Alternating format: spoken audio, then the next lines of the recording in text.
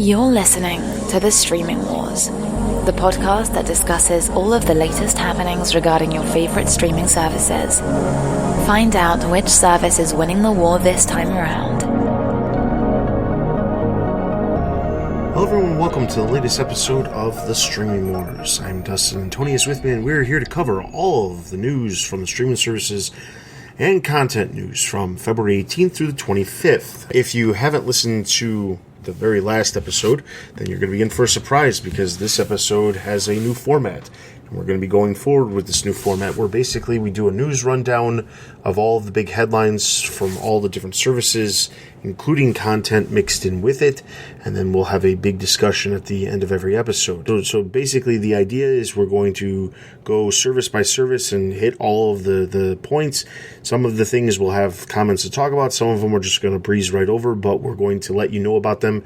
And if you are interested in learning more about them, you can certainly find links to articles in the show notes that are available wherever you're listening to the podcast, because it's in the show notes. So with that being said, let's get into Netflix. First up, the Game of Thrones creators, David Benioff and D.B. Weiss, their first series called The Chair will be a 6-episode half-hour dramedy at Netflix, and this is going to be starring Sandra Oh. And then the other thing that Netflix has announced is a new thing called Daily Top 10 Lists. Now, this is going to be a top 10 list that actually appears within the app. Now, this was announced yesterday, the 24th, and as of the 25th in the morning, I tried this on a app within my smart TV. I tried it on my phone and on the internet browser, and I could not find it, so I don't know where exactly it's popping up or if it's just a slow rollout or something like that. But the idea behind this is that one of the bars that you see within the app will showcase 10 projects that Netflix is currently available on the service that are very popular. So if there's a brand new show that releases, it will most likely pop up there because more people are watching that show. But it gives you an idea of something to watch that's very popular at the moment. So instead of having to go through the endless scroll, which so many people complain about, the idea is you have 10 things that you can check out right away, right there on the service itself, that other people are watching, that you could potentially chat with other people about at the water cooler, at work, or something like that. They also said that within the movies and television specific sections, there would be dedicated top 10 lists within those specifically for television shows and movies.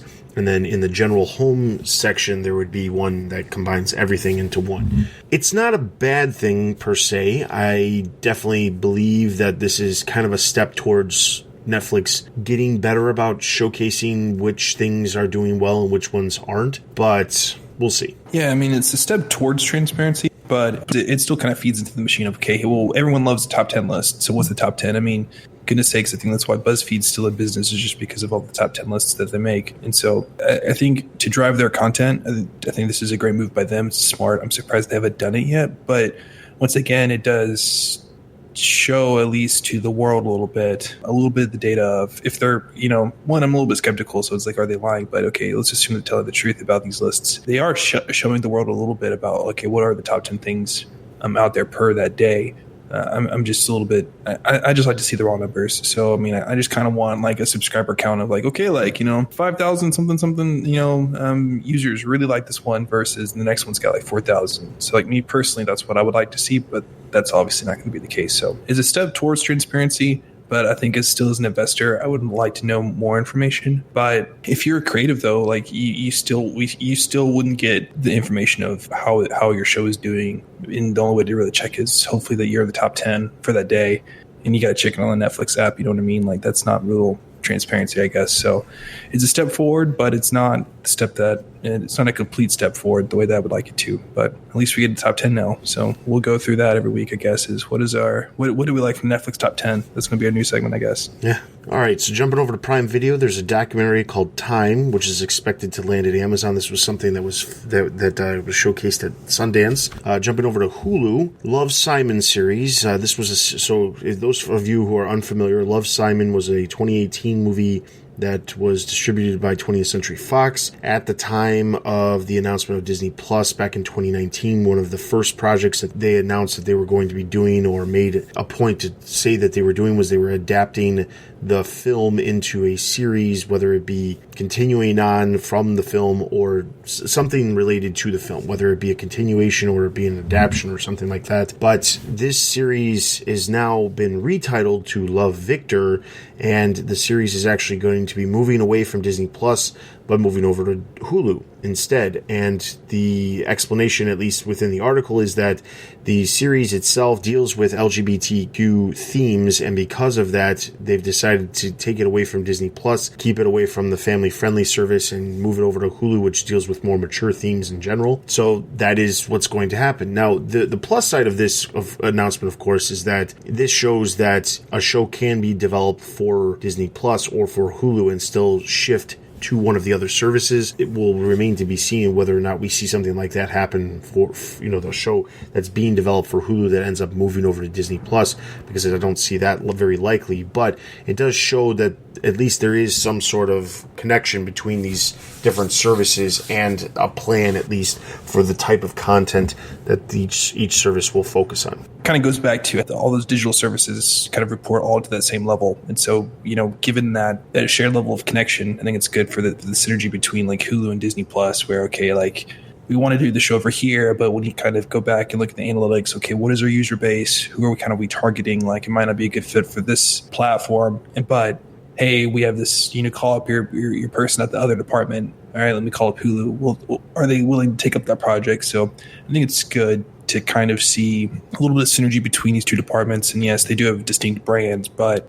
there's still that willingness to work together, and that it's not just utter competition. It's not just one side versus the other. It is all part about making, good content. So I didn't watch the movie. I don't really know that much besides just the press release. But from a future standpoint, I think that this is good that, Disney Plus and Hulu are playing together, and that hopefully we get to see, this isn't a partnership per se, because it's not, they're kind of co-producing the film, but a partnership in the sense of, okay, like the story needs to be told. Where is the best platform to do so? And I think that this is going to be good for Disney Plus and Hulu in the future. Exactly. Jumping over to CBS All Access. CBS All Access released their subscriber counts. This is one of the last ones, because obviously last week we covered a number of different services and their subscriber counts. But CBS All Access has announced that they currently have 11 million subscribers, and they're expecting to have 16 million by the end of 2020. When I say I know a lot of people, I guess the people I know are the really, really like Star Trek, and those are the people who signed up. I mean, I technically am one of those new subscribers, because I got it from my dad for Christmas. And so just because he likes Star Trek, and he was really, kind of going with that. And so I'm surprised it has as many as it does, given the quality of the service. And I think at the time it was a little bit more expensive when it first came out, but then now obviously that they're kind of middle of the pack in terms of subscription with their tiers, with their ads and ad-free versions. And so, but I think that this is good. And then kind of foreshadowing our next discussion, the big discussion at the end, I think that these numbers are decent numbers given where they are in the marketplace. And they, especially with the news we have at the end, they might kind of jump into main contender status with Disney Plus, with HBO Max if they ever launch, with Netflix in that top tier. So with the future. So overall, I'm happy about CBS All Access and really glad about these numbers. And I'm not the biggest fan of all their shows, but I know that what they've put out there on CBS All Access, the original content, has been good stuff. And I know a good amount of people have enjoyed what they put out. So hopefully that this kind of reassures the ViacomCBS brass to keep investing in that service and to keep delivering good content. And like you said, we're going to circle back to more talk about ViacomCBS and their future plans for our main discussion. All right, so moving on, Apple TV Plus. We have no new news this time around. Disney Plus. Couple of things. First up, Disney Plus's app is going to be coming to Vizio televisions. This is one of the first additional brands that will have the app. If you don't remember, Disney Plus launched on a slew of devices: Sony, Samsung, Roku. I mean, they were practically in almost every major one. So getting over to Except Vizio. Yeah, except for Vizio. Vizio. So they'll be heading over to Vizio in the very near future. But the other big news coming, not necessarily for specifically Disney Plus, but this was some late breaking news that actually happened just a couple of hours ago before we're recording this. It was recently announced that Bob Iger, the CEO at Disney, is going to be actually stepping down effective immediately. Bob Chapek, who oversaw the parks and direct-to-consumer aspects of the company, he's going to be taking over for Bob Iger as the CEO. Now, the real news here, however, is not so much Bob Iger stepping down, because he has been saying for quite some time that he intended on stepping down, and his contract actually is up at the end of 2021. The surprise is how sudden it's happening, and the other part of it that's interesting is the choice of who they decided to go with. I personally am of the opinion that Bob Chapek has a very business-savvy direction when it comes to running a company. I'm not going to say the guy doesn't know how to manage a company. He's done a very good job of managing what he has, but the problem is that I don't know that the way he runs things is very business-like, not very creative-like as we've come to know, as we come to expect from Disney. Meaning, while he has absolutely no problem figuring out ways of, controlling the budget and making sure that money isn't getting spent in the incorrect places, he's not necessarily one who creates an environment that flourishes creativity. And that's concerning to me. Now, my hope was that Kevin Meyer, who is currently overseeing a lot of the streaming services, he was in charge of a lot of the acquisitions, working the acquisitions that have happened since Bob Iger has been in place, specifically dealing with the incorporation of Marvel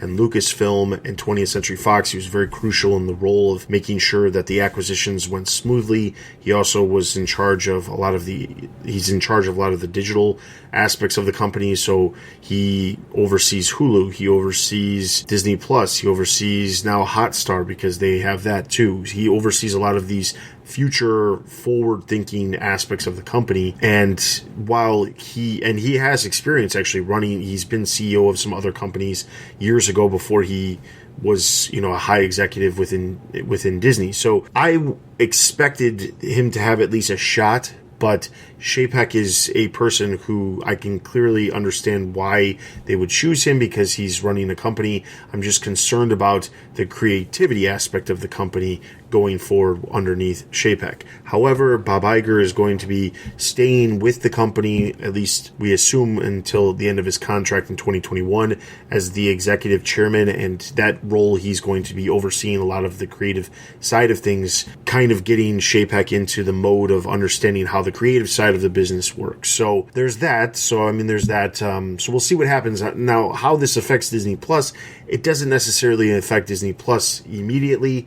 Obviously, any high executive changes within a company can affect things down the line, but nothing that happens immediately. So wait and see is the best thing that I can suggest at this point in time. But it is big news, because it's not every day that a CEO like Bob Iger, who is known to be a very, very great CEO within a company, who was with the company for 15 years, steps down. Yeah, I was, after my commute, I was driving home, and it was like an hour commute, something like that. And I found out about this news, and I immediately texted Dustin, and I was just like, oh my goodness, this is crazy. And he was like, yeah, I've known about this for a while now. So it was kind of funny. But here, once again, I don't really know the park CEO. I don't know Chapek that much.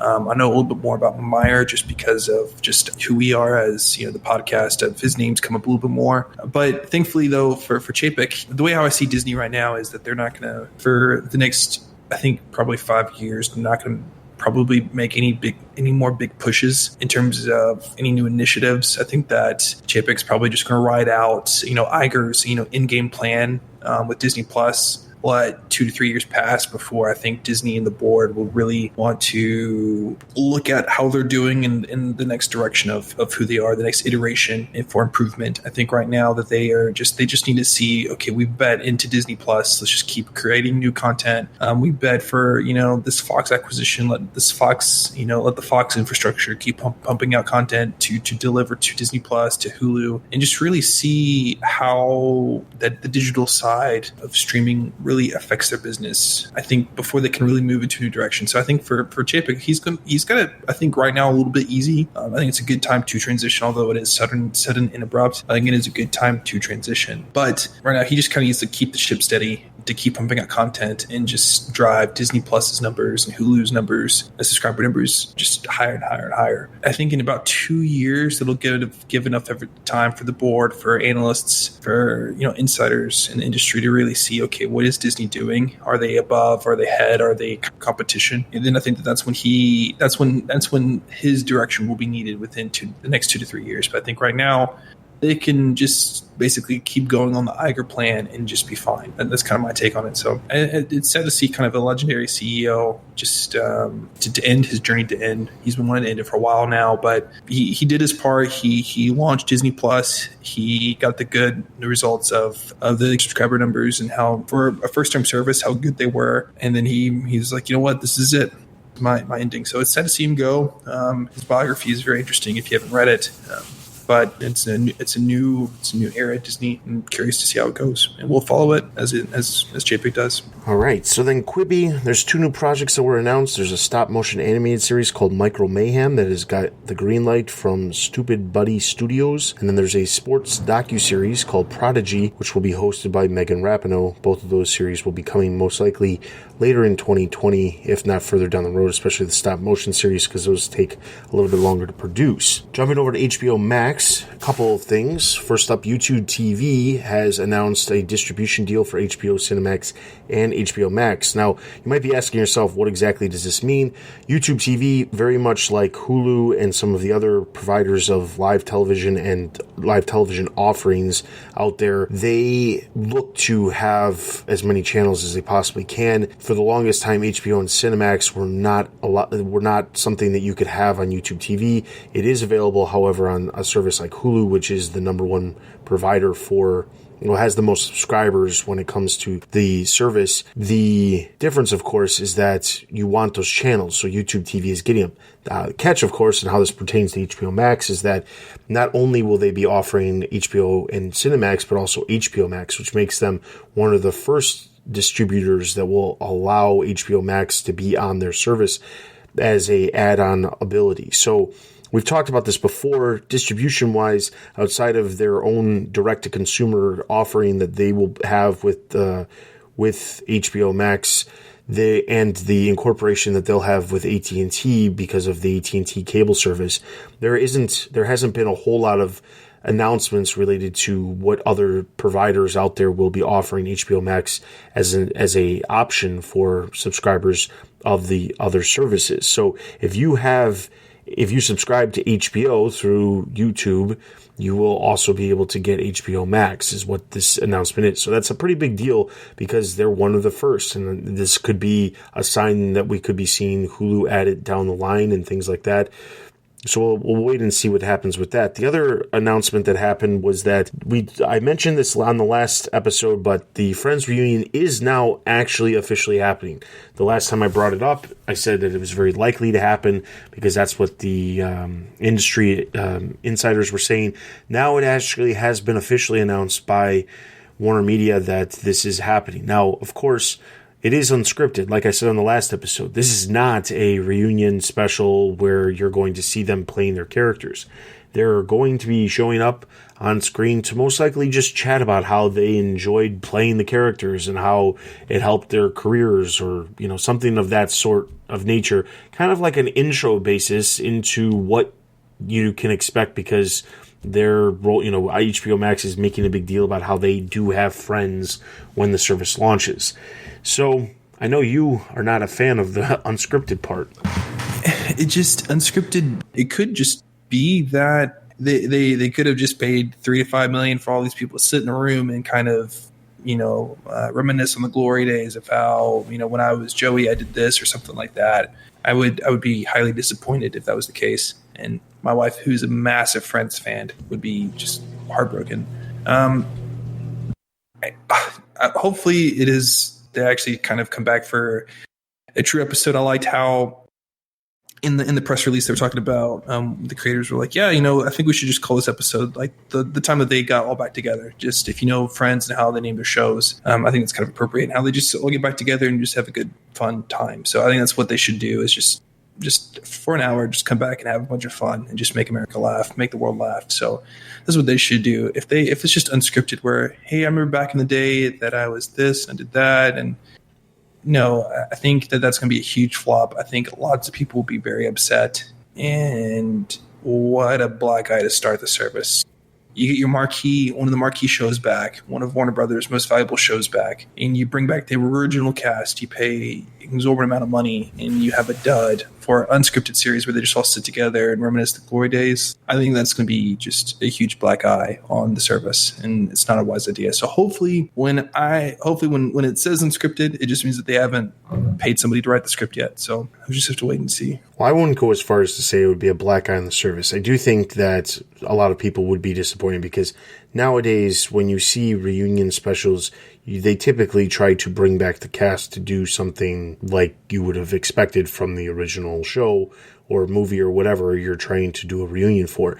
Having the cast just sit down and answer questions and having someone host, that could take place anywhere. That doesn't have to be some massive special that's going to be part of the launch of a service. You could do that on a late night show or the Today Show or something like that, where there's no reason. Sure, it would require them to actually pay all of the cast to do that, but it just doesn't feel like the thing that people would expect. So I don't know that it would be a black eye necessarily on the service, but I do think people will be disappointed if it just ends up being like an hour-long discussion of reminiscing of what happened back when they were filming the show. I just don't think that is what a lot of people are expecting when everyone keeps talking about how there's going to be a reunion special. So we'll see. All right, Peacock. NBCUniversal is close to acquiring Vudu with the intent to complement Peacock. We talked about this. This was probably about a month ago. Walmart was looking for a buyer for the Vudu digital service that they have. And it looks like NBCUniversal is looking to purchase it and add it as a option to basically enhance the Peacock service by giving you the ability to not only watch whatever Peacock has, but also rent and purchase things within the service as well, which is exactly what Vudu is. So this makes sense for NBCUniversal. Comcast, obviously NBCUniversal's parent company, Comcast as a service provider for cable offers the ability to rent and purchase things through the Comcast thing. But I think that combining that aspect of the business with a new service like Peacock is a bad idea, because let's be honest, Comcast as a company by itself does not have a great reputation, and that is not going to enhance their service by saying, look, you can purchase these things through Comcast, because I think that's going to turn some people, especially people who are not Comcast customers, off from using it in the first place and associating with Peacock. So I think that this is a smart idea of doing, having the option to have that, because let's be honest, it could also set them apart from a lot of these other services. While you have services like Apple TV, which offers the ability to buy things, they have their Apple TV Plus. There's a lot of the services out there that just have their content. HBO Max is launching with their content. Disney has their content. Hulu has their content. You can't buy or purchase or rent product or other options out there. So that would definitely be something that could set them apart from their competition by having that available. I really do like this acquisition. I think that it's one of the few acquisitions that really complements the business in a very important way for Peacock. I think when people are going to get on the app, they're going to be able to leverage, Vudu's like customer base. They're going to be able to incorporate that hopefully and transfer those customers from Vudu into the Peacock ecosystem as a whole and get them signed up. I think also leveraging the infrastructure of Vudu is going to be very important for Peacock and NBCUniversal and the analytics and all that stuff. I also think that just from a user experience, from an app perspective, I think that I can see Vudu playing very nicely with streaming service. In terms of, I'm thinking like the Apple TV Plus app. You have Apple TV Plus, which streams, Apple's original content. If you go further in the app, you'll see like channel partners like an HBO or Showtime, where you can go from the Apple TV Plus app, stream HBO or Showtime or some other show platform, kind of this whole channel concept of streaming one of these channels. You also have the ability to just also rent and or buy TV shows or movies within the app as well. So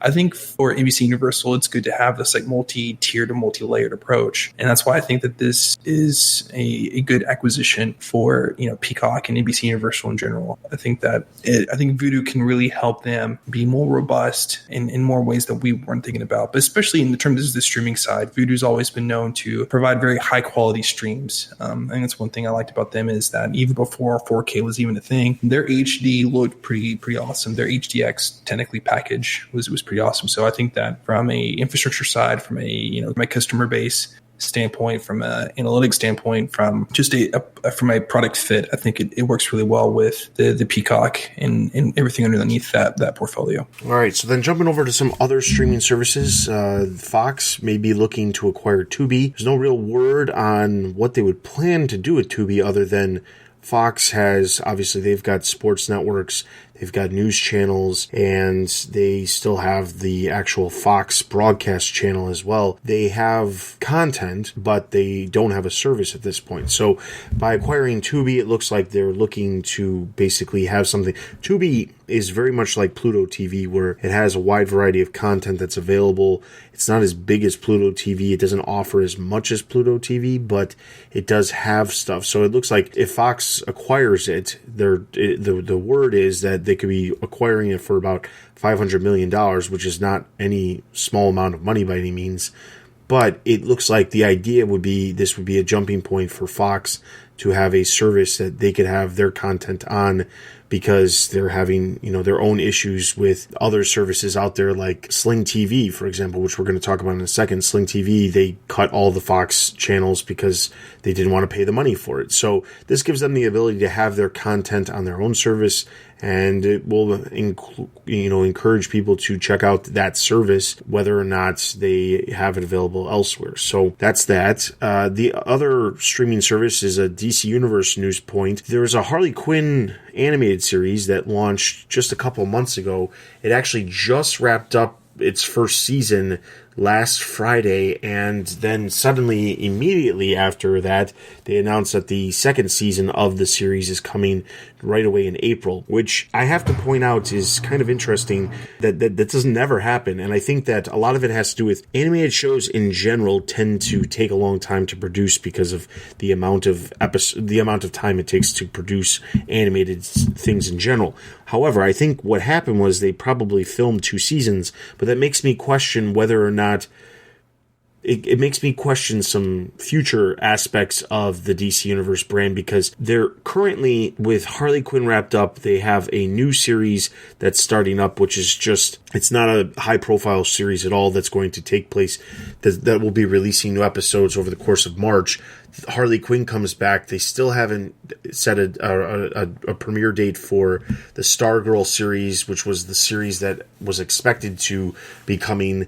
So the amount of content that is actually available for the service is not high, and I almost feel like the Harley Quinn coming back right away for season 2 is an answer to the fact that they don't have a ton of other content ready because of everything that's been shifting around because of Doom Patrol going over to HBO Max, and HBO Max not launching until May. It presented a dilemma where they might have the show, but they can't have the show on the service until afterwards.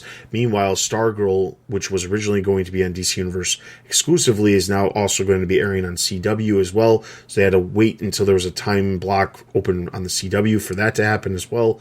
So there's a lot of interesting things happening, but it's not a good thing to see when you have a service that's just a year ago was talking about how they were planning on having 2 original shows releasing every single week, and now here we are a year later and they're still not to that point, and they're not growing any further than, or announcing any new projects outside of what we've already heard and was already announced, a year ago. So that's concerning for the future of the service as far as delivering streaming shows, but the service could live on in another aspect at a different price point if things were to change. So other streaming providers, like I mentioned, Sling TV, this is the last bit of news we have. The Sling TV announced that they have lost subscribers for the first time since they have launched. This is slightly surprising because a lot of the cord-cutting services out there, like YouTube TV and Hulu and Vudu and a lot of the other services out there, they continuously are adding subscribers because more and more people are cutting the cord from cable. And Sling TV just happens to be one that does not seem likely to live through the age of the streaming side of live television, things like that. So Sling TV has lost subscribers. Sling TV is also linked to Dish. Not that this has anything to do with Sling TV, but in the quarterly report, they actually were asked about DirecTV, and the CEO of Dish said it's inevitable at some point that DirecTV and Dish merge into one and just become a sole satellite provider, because the business just doesn't demand that there's multiple providers of satellite, especially when there's only certain areas that you can serve your customer base. So that was an interesting comment because, let's be honest, AT&T could probably sell off DirecTV once their NFL ticket deal ends and make some money off of that deal, which would help their debt, which is what their investors are constantly complaining about, is how much debt they have. And then they would get rid of the DirecTV, which consistently and is losing subscribers every single quarter that they report. So we'll see what happens with that. That's not immediately like part of our purview of what we talk about, but it does touch so many different aspects of what we do talk about here. So, all right, so moving into our main discussion for the episode, we talked about we mentioned what we were going to talk about on the last episode, which is there has been an enormous amount of discussion about ViacomCBS creating a streaming service. But the discussion actually has to start a couple months back. So before the holidays, and I'm talking before Thanksgiving, there was a point where there was a bunch of articles talking about how Viacom and CBS, their merger was going to most likely be going through around December. And there was a lot of talk about what does that mean for streaming, because outside of the fact that we already have CBS All Access, Viacom themselves have a number of smaller services that they have. What does that mean for the future? Does it mean that they could create their own service? And the whole idea was, at the time, I started compiling a bunch of articles that we had all over the place that I kept seeing talking about why they would not be getting into the streaming side of things as heavy as some of the other studios out there, like Warner and Disney and NBCUniversal. And it was because they were completely content with the way things were. They have a number of different smaller services with CBS All Access. They have Showtime. They have Viacom bought Pluto TV last year.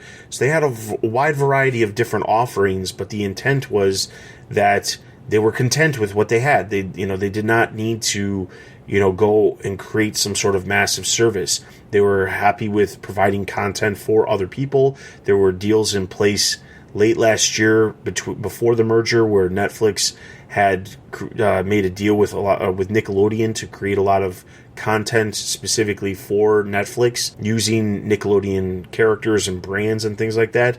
And that was coming from the Viacom side of things. CBS was moving full steam ahead with their Star Trek offerings with the premiere of Picard in January.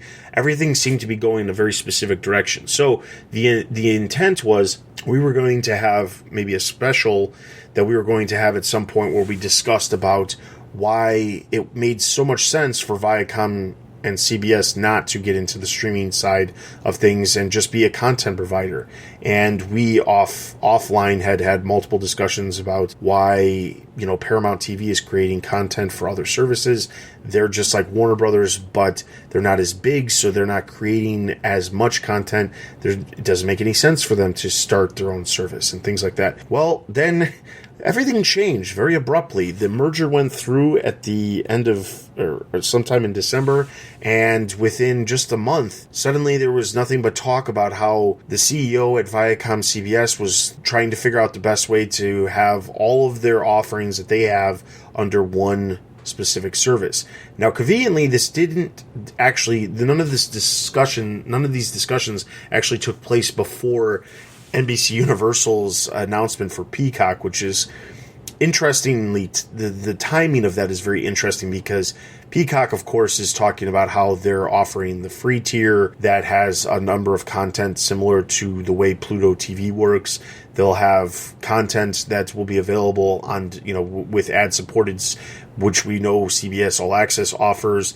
They'll have a premium version, which will have no ads, which also CBS All Access offers. And they're talking about how they're going to incorporate a lot of their content from NBCUniversal into this service, but also go and get content from other providers as well. Now, of course, all of that happens with Peacock, and then immediately, like within a couple of weeks, suddenly ViacomCBS is talking about how they're looking at rolling all of their services into one larger service with multiple tiers, which would incorporate Pluto TV, which would incorporate CBS All Access, which would even include Showtime at a higher tier.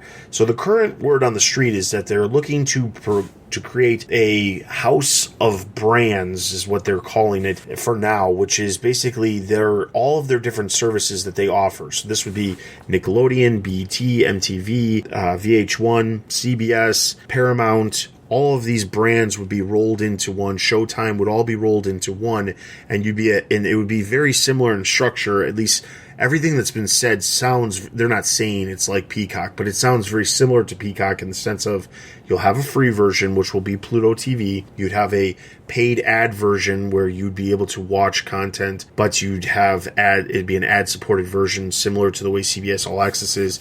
You'd have another tier, which would be an ad-free tier to get rid of the ads on the content that you have. But then there would be even a higher tier that you could tack on Showtime, so you'd have access to the Showtime shows as well. So nothing as far as price has been talked about. They're not even at that point, but they are dead set on making this thing happen before the end of 2020. And it seems like it's entirely possible that they could do this.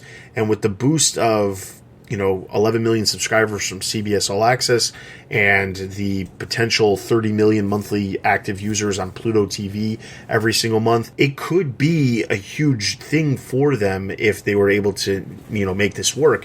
And I imagine they will, and they already have a lot of infrastructure in place with these other services.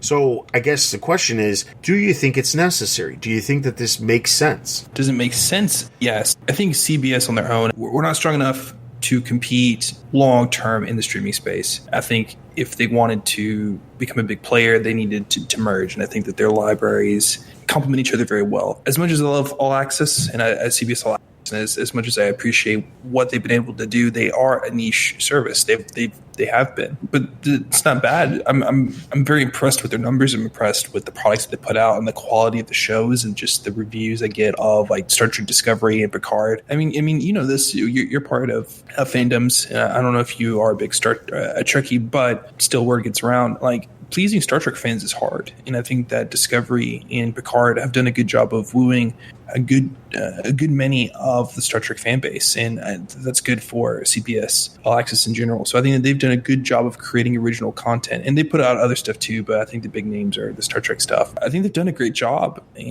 but they were never going to compete long term with just Netflix, with HBO Max and their whole entire libraries given HBO and HBO Max and all that stuff. Disney Plus, and then you pair Hulu with them too. I mean, they were never going to do it on their own, so they needed to partner. I think Viacom was just the perfect partner to do it with. Kind of their whole entire library, I think, goes very well with them, and I think that together they form a very powerful, union with all of their offerings. And so I think for me, I'm happy with it. I'm excited to see how this is going to go. From a doesn't make sense standpoint, from a business perspective standpoint, yes, it makes sense. This is good for business. This is good for the market. I am, however, interested in how they're going to pull it off. I think that they shouldn't be going down the road of like, I don't think they should keep two different businesses open, kind of like Disney Plus and Hulu, right? There's two distinct, but I also don't think they need to even go even more extreme and become like, what Warner Media is doing and basically have like 5 different offerings going on, or just so many different products that are happening. It's just confusing. It's like combine them all into one. And so I think what they need to do is basically get rid of the whole CBS part of it all. Just call it All Access. If you want to say ViacomCBS All Access, that's fine too, but just call it All Access, and then incorporate the Viacom Paramount library, the CBS All Access content, the past TV shows and the movies, and then the live offerings and the sports packages that you can do. I think that's what they should focus on. That's what they should do. Just rebrand as All Access, grandfather people in, merge it all into one service, and just call it a day. And it's going to be the easiest. I think it's going to be the best. It's the most streamlined. And I think that they would fare well in the market if they did such a thing, so that all their as the expression goes in America, is that they have all their chicks in one basket. So I think that's what they should do, is focus just on All Access and get that product out, and just focus on delivering more content that is top notch, but just under that brand. I think that's what they should be doing. Yeah, and I think you're absolutely right. I think that it would make the most sense for them to do something where they just roll everything into one. I contemplate the idea of, whether the idea of having a service just that's called All Access, I think is really smart, because it makes it sound like everything's there, even though it's not. So I think that's a smart name by itself, marketing wise. I think that the other part of it is, like I've said this before, I don't like the idea of what's happening at Warner Media with the fact that they have all of these other services. We've talked about this at length a bunch of different times. They have all these smaller services that the content isn't necessarily going to be on HBO Max.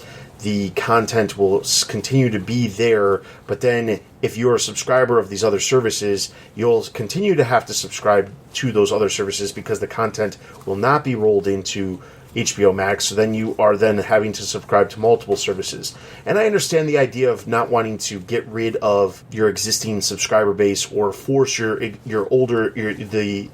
existing subscriber base into something that's more expensive. I understand that, but I do feel like it's a bad idea to create confusion amongst your subscriber bases of what is going to be part of your services. There's a lot of different services that come up with HBO Max in the comparison, but the one that bothers me the most is a service like Boomerang. Boomerang offers classic cartoons. They have some original cartoons, original content that was created specifically for the service. And to have all of that stuff available on HBO Max and have the ability to say, okay, here, it's all on HBO Max. You no longer have to subscribe to Boomerang. Makes sense. It makes somebody go and buy HBO Max and then get all that other content. You're not really cannibalizing your existing, if it exists by itself, fine. But by not having that content all available on a higher price service just doesn't make any sense to me. So the idea that CBS All Access, or the new version of whatever it morphs into, the idea of having it all located in one place makes perfect sense. And that tiered thing is something we've talked about before HBO Max launched. We assumed that there was going to be some tiers, or my idea was that the tiers could exist and we would be able to not have to worry about subscribing to some of these other services, because the tiers could either add it in or, subtract some of this content. So that was the idea. And I think that ViacomCBS, their idea of combining it all into one and having different tiers, could be the smart way to go, because as we've seen with Peacock, and the investor reactions to what Peacock is was very, very well received. I think that it's entirely possible for this to happen. So I think that ultimately it comes down to ViacomCBS. If they do it right, it could be really good. They just have to figure out the right way of balancing everything to make it work, where it's not going to jeopardize any of their existing customers, because let's be honest, It's not like there's a lot of other services out there that are, currently sitting at 11 million subscribers to a service right now, along with another service that has, on average 25 million monthly active users with Pluto TV. So you definitely don't want to mess that up by rolling these things into different services and saying, okay, we still have to have one or the other. It makes perfect sense to have it all in one umbrella and have everything, the infrastructure of these different services in under the same head, rather than having multiple different people running it, which is one of the complaints that we've both had for HBO Max. We'll wait and see what happens with this. This is obviously something that's developing into a much bigger thing. If you want to know more about the ViacomCBS service and things like that, we do have a number of different articles that we've linked in the show notes talking about the different things that are rumored and things like that. And then we also included the previous articles that we were planning on discussing before they decided to change their entire process of what they were going to do. With that being said, the new format does not require me to go through all of the new trailers, but if you check out the show notes, there is definitely a bunch of trailers that have released since last week when we talked about the last group of trailers. The only one on this list that immediately stood out to me was Hunters, which I haven't actually seen yet, but I know you have. Yes, Hunters is billed that it has, Al Pacino in it, and it just how big, he is and how great he is, and he's great, as his character. But the show, just the plot and the story just moves you. And there are moments where it does some flashbacks to back when some of these, because some of the Nazi hunters, they were they lived through the Holocaust, and so you see some flashbacks. And once again, I don't know if these stories are real, but I think that the point still drives home if they are fiction stories of what they had to endure through the Holocaust. But man, it's just like those moments just kind of like throw you in a loop, because it's just, I can't believe that humanity was so depraved. But it's a great show. It touches your heart. It is historically accurate at certain times, then it does play with liberties, a few times. And so, but it is pretty real. So, man, the show hits hard. So I definitely watch it. I'm trying to, it's hard to talk about a show, not spoil it at the same time, but trying to talk about all the moments that really matter. Yeah, that's great. It's definitely something I'm going to check out. So with all of that being said, definitely check out the show notes for all the other trailers that have released and all the articles that we talked about here, and some that we haven't specifically mentioned but are in the show notes. So with that being said, that is going to wrap up this episode of The Streaming Wars. I want to encourage you guys to follow us on Twitter and join our Discord to check out all the articles that we discuss here on the podcast and some that we don't. Follow us on Instagram for all the latest announcements for the new episodes of the podcast. You can find this podcast available on all podcast platforms as well as YouTube. And we always are appreciative of your feedback in general, and you can send us feedback specifically to our email, thestreamingwars@gmail.com, with any questions, comments, concerns, or topics you'd like us to discuss on future episodes. For next week, if nothing major comes up, we could be discussing a topic that was emailed in to us, but we'll leave that for a surprise as of right now. So with all of that being said, for Tony and myself, this has been The Streaming Wars, and we'll see you guys next week. Thanks for listening to The Streaming Wars. Check us out on Twitter and Instagram. Also consider supporting us on Patreon. Links can be found at thestreamingwars.io.